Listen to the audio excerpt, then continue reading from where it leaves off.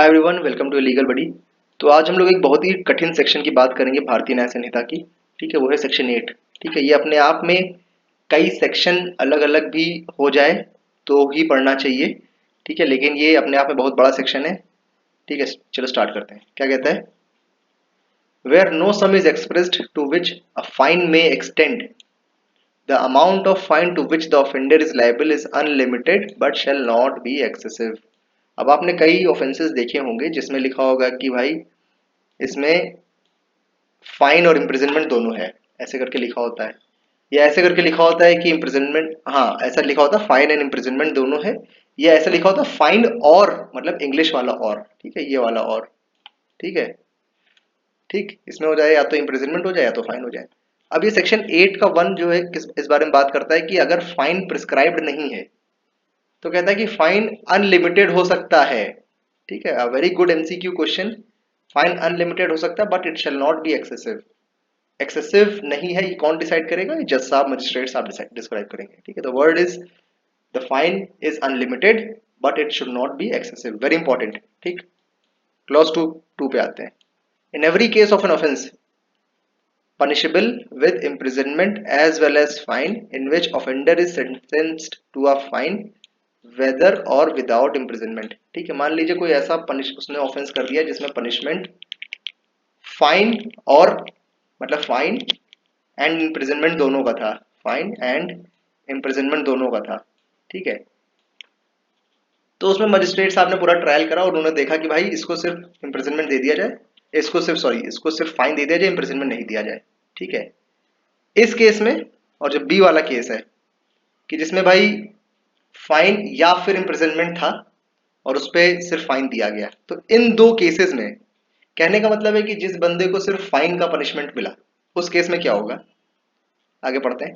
It shall be competent to the court which sentences such offender to direct by the sentence that in default of payment of fine the offender shall suffer imprisonment for a certain term। ठीक है, इसको आगे आप पढ़ेंगे तो confuse हो जाएंगे, हम लोग मैं बस इतना बता देता हूँ कि भाई जिसमें आपको फाइन लगा है, लेट से फाइन आपका 5000 रुपीज का लग गया। ठीक है, 5000 रुपीज का लग गया। अब कह रहा है कि अगर 5000 रुपीज का फाइन आपने नहीं भरा तो आपको इम्प्रिजनमेंट हो जाएगी। ठीक है, this clause 2 talks about this. ठीक है, आगे पढ़ते हैं कैसे इम्प्रिजनमेंट डिसाइड होगी, वो हम लोग आगे पढ़ेंगे। क्लॉज 3 क्या कहता है? Where term for which court directs the offender to be imprisonment in default of fine, the term for which the court directs the offender to be imprisoned in default of fine shall not exceed 1/4 of the term of imprisonment which is the maximum fixed for the offense if the, okay, simple बात कहता है कि late से, अगर कहता है कि late से कोई सेक्शन है XYZ, उसमें कहता है कि अगर आपने ये ऑफेंस कर दिया तो आपको इम्प्रिजनमेंट 4 साल की है प्लस आपको 10,000 रुपये फाइन देना पड़ेगा। ठीक है, 1,000, 10,000 रुपये मान लेते हैं। ठीक है, 10,000 रुपये फाइन देना पड़ेगा। तो कह रहा है कि भाई इसमें आपको, और 10 आपने चार, इसमें 10,000 रुपये फाइन आपने नहीं दिया।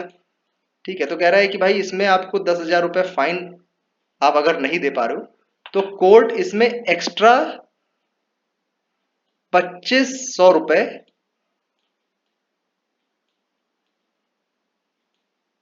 ठीक है, नहीं, कोर्ट कह रहा है इसमें आपको जो 4 इयर्स ये पनिशमेंट प्रिस्क्राइब्ड है, इसमें 1/4, 4 का 1/4 कितना हो जाएगा? 1 ईयर।